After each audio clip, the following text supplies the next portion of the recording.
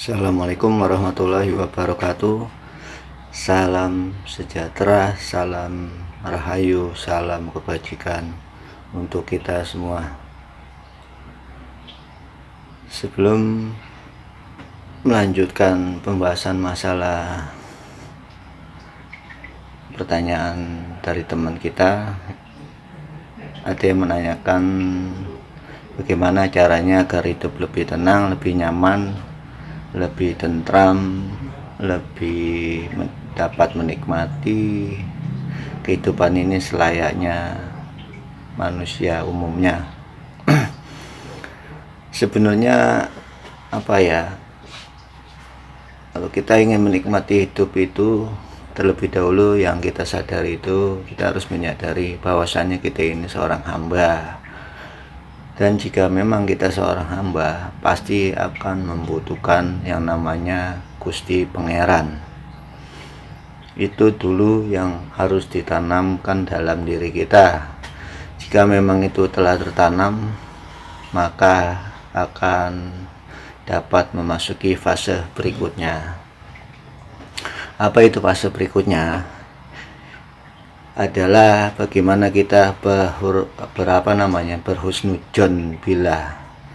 Kita selalu berprasangka baik kepada Gusti Pangeran dan tidak akan pernah berprasangka buruk kepada Gusti Pangeran, baik kepada manusia sesama dan tidak boleh berprasangka buruk kepada manusia lainnya.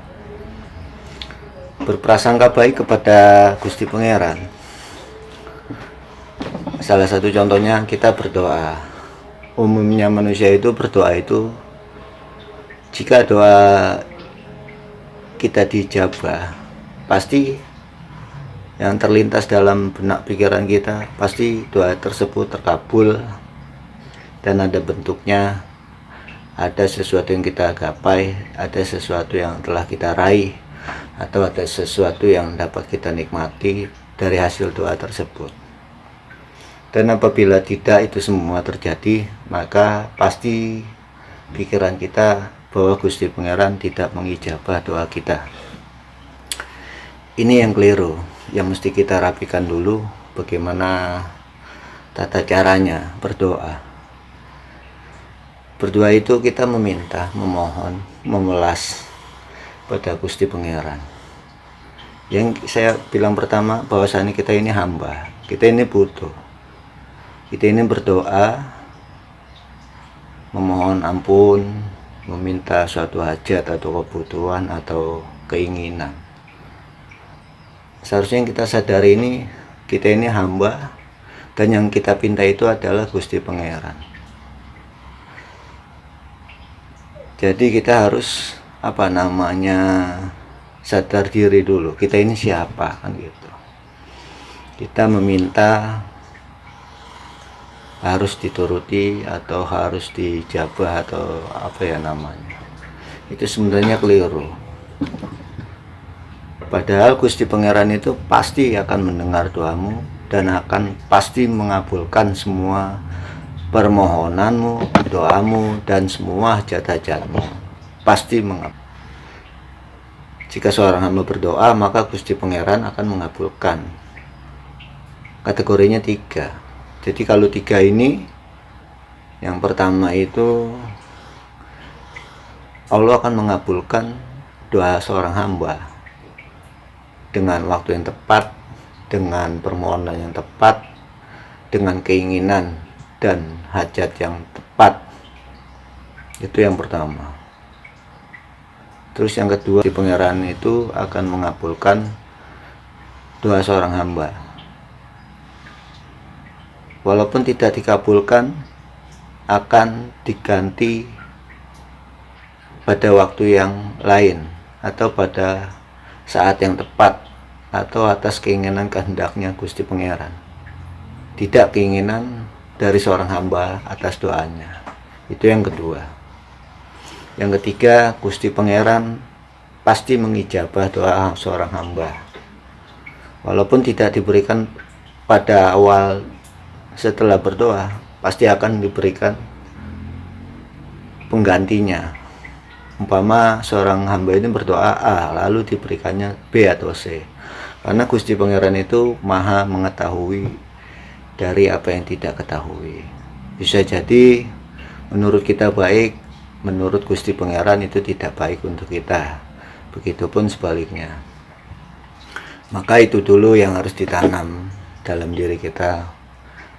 Yakinlah bahwa apa yang kita berdoakan, apa yang kita inginkan, hajatkan, pasti dikabulkan oleh Gusti Pangeran, apapun dan bagaimanapun caranya dan waktunya pasti akan terkabul, cepat atau lambat. Itu yang pertama. Jadi itu akan menimbulkan secara tidak langsung berhusnudzon billah, berbaik prasangka kepada Gusti Pangeran. Dan yang kedua tadi, berhusnudzon ibadillah, berprasangka baik kepada sesama makhluk, sesama manusia semuanya. Kita harus berprasangka baik.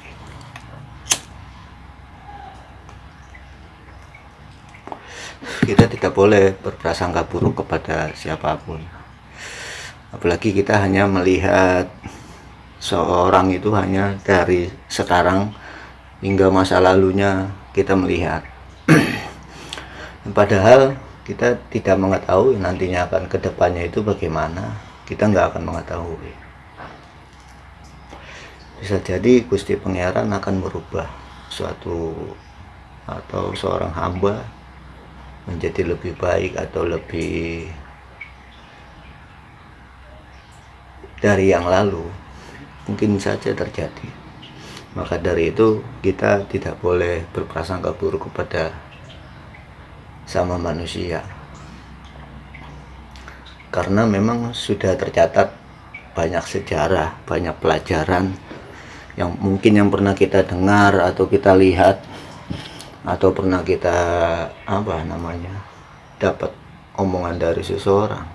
Itu banyak sejarah-sejarah dan perjalanan hidup seorang hamba yang dari masa kelam A menjadi bisa masa kelam C, D, atau bahkan bisa menjadi Z.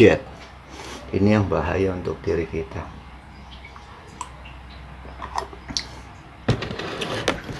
Karena sejarah telah banyak membuktikan. Seperti Sayyidina Abu Bakar Siddiq. Beliau salah satu musuh terbesar Kanjeng Nabi Muhammad pada zamannya.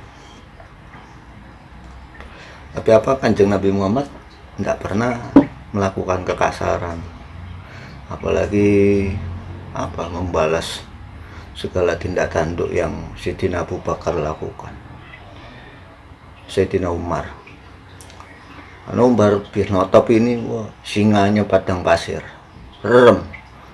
Siapa yang nggak kenal Sayyidina Umar? Semua pada wedi, pada takut. Sayyidina Umar ini mengerikan. Tapi dengan sifat kasih sayangnya Kanjeng Gusti Muhammad, membalik perilakunya, di balik akal budinya, hingga melemahkan yang namanya Sayyidina Umar yang memang gagah perkasa, bisa langsung menunduk pada Gusti Kanjeng Nabi Muhammad. Ya dengan itu sifat kasih sayangnya. Dan Kanjeng Nabi Muhammad tidak melihat siapa sosok Sayyidina Umar saat itu dan ke belakangnya seorang bajingan, tidak, tapi justru melihatnya dengan kedepannya. Alhasil Sayyidina Umar ya itu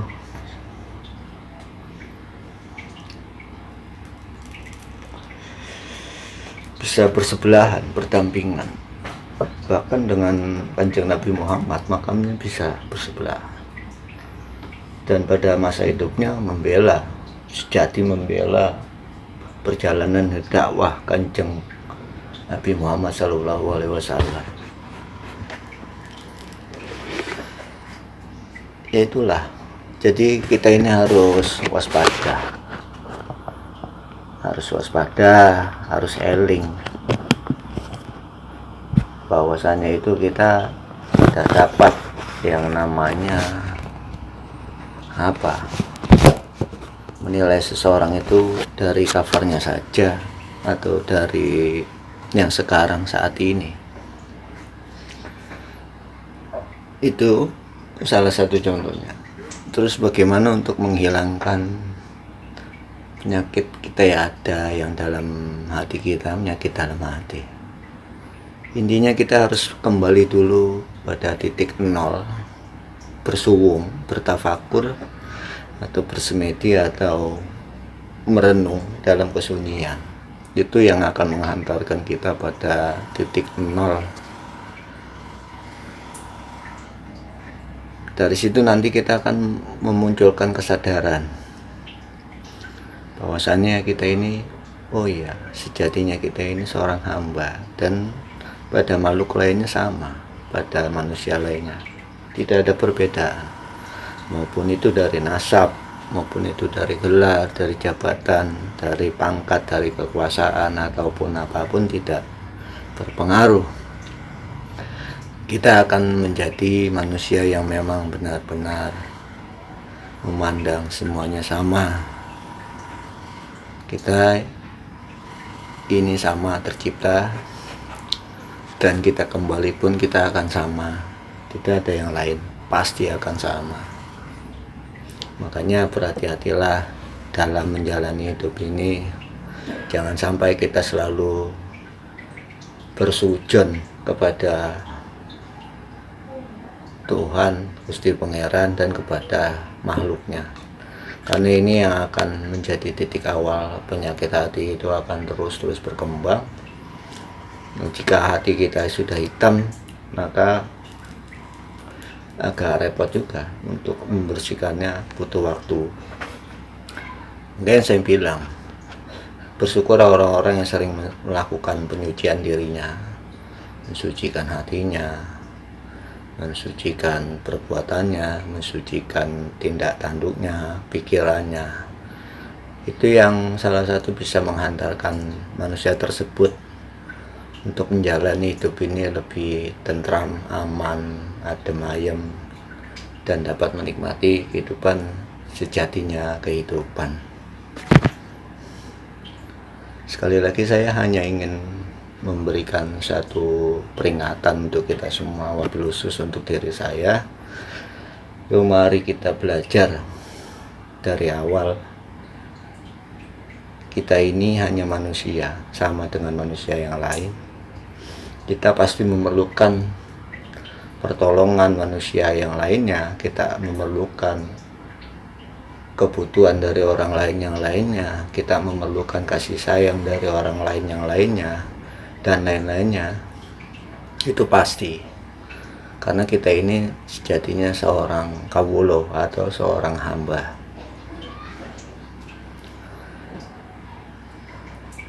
Karena di dalam diri kita telah diberikan oleh Gusti Pangeran sifat kefitrahan, Gusti Pangeran itu menurunkan kita dari bayi. Bayi itu bisa apa? Tidak bisa apa-apa. Tapi kok bisa hidup? Ya karena diberikan nyawa. Diberikan ruh oleh Gusti Pangeran. Makanya seorang bayi ini dapat hidup. Walaupun ia tidak makan, belum menyusu, belum minta apa-apa, belum apa-apa, tapi sudah bisa hidup. Dikasih kelebihan oleh Gusti Pangeran, dikasih ruh, dikasih nyawa dan lain-lainnya. Itu multi sempurna dalam tubuh kita yang dibungkus dalam jasad kita. Alhamdulillah kita menjadi salah satu ciptaan Gusti Pangeran yang multi sempurna. Itu dulu yang kita syukuri. Kanjeng Nabi Muhammad itu tidak pernah membalas musuh-musuhnya siapapun. Yang beliau lakukan hanya memberikan, menebar cinta kasih, mendoakan yang baik-baik. Alhasil ya sampai hari kini banyak yang menganut ajaran beliau, yang dibawa oleh beliau. Sejarah telah banyak membuktikan. Jadi orang yang selama ini kita pandang buruk, kita pandang hina, kita pandang sebelah mata, belum tentu kedepannya menjadi diri yang sebenarnya, belum tentu. Bisa jadi mereka akan dirubah oleh Gusti Pangeran dengan sebaik-baiknya. Dalam diri kita juga terdapat malaikat Jibril, Israil, Mikail, dan Israfil. Bahkan Gusti Pangeran telah menurunkannya untuk terus sampai dalam kehidupan, sampai kembali kepadanya. Setelah kita mati, keempat tersebut ini hanya bermanifestasi ke alam berikutnya. Dunia ini namanya Jibril, Mikail, Israfil. Setelah kita pulang, mereka mengganti nama, bermanifestasi. Munkar, Nakir, Raqib, Atid. Pindah ke alam berikutnya, ganti lagi, Malik, Ridwan, Jabaniyah, Rohmah. Ya kalau hanya keempat unsur tersebut yang menemani kita terus hingga bertemu dengan Gusti Pangeran. Jadi berbahagia engkau yang telah menemukan Jibril, Mikail, Israfil, dan Israil. Itu lebih enak. Seperti Jibril contohnya, setelah kita mendengarkan suatu ilmu atau penalaran, penjabaran suatu pengetahuan, lalu kita mengerti, bisa menjabarkannya ABC sampai Z, itu artinya Jibril kita itu dalam potensi diri kita hidup. Mikail yang menemanimu dalam mencari rezeki, mencari penghidupan, mencari sesuatu yang lainnya, itu memberikan semangat. Mikail, ayo jangan menyerah, jangan pantang mudah lelah, itu Mikail. Kalau Israfil itu memberikan suatu hakikat, oh ini kehidupan ini seperti ini, oh ini ilmu seperti ini, oh sepertinya kejadian ini seperti ini itu Israfil meniupkan sesuatu pengertian pada kita. Lalu Israil itu memberikan satu kesadaran diri bahwasanya kita tidak akan sehat terus, kita akan sakit, bahwasanya kita tidak akan sakit terus, kita akan wafat, kita akan mati, bahwasanya kita akan kembali kepada Gusti Pangeran. Ini kerjaan Israil. Dan pada waktunya Israilnya mencabut nyawa kita dan mempertemukan kita kepada Gusti Pangeran. Maka berbahagialah jika ini sudah ada dalam diri kita, maka semoga kita semua dapat menjadikan hidup lebih nyaman dan tenang. Dan pada saatnya kita kembali ke Gusti Pangeran dengan ruh yang benar-benar suci kembali, karena kita terlahir fitrah suci dan kembali kita pasti akan suci dan fitrah. Semoga saja. Dan ini saja yang dapat saya uraikan. Sebelum dan sesudahnya saya mohon maaf. Wassalamualaikum warahmatullahi wabarakatuh. Salam sejahtera, salam rahayu, salam kebajikan untuk kita.